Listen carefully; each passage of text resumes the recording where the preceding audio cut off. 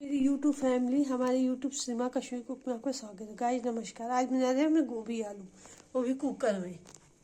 2 minute में बनाना है, इसलिए कुकर में बनाएंगे। ये देखिए तेल गरम हो रहा है। देखिए गाइस तेल गरम हो गया, इसमें आलू डाल देंगे। गाइस देखिए गोभी और आलू भून लिए। देखिए गाइस मैंने इसमें लाल मिर्च, हल्दी, टमाटर, प्याज सब मिला दिया है और सब्जी मसाला। देखिए गाइस इसमें सब कुछ डाल दिया है, मिला दिया, उसको रसा कर देंगे, सीटी दे देंगे।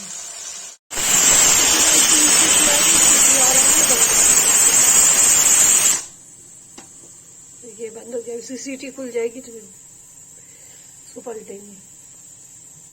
गाइस देखिए गोभी आलू की सब्जी बनकर तैयार हो गई। जिसकी रेसिपी पसंद I like comment share subscribe जरूर करें।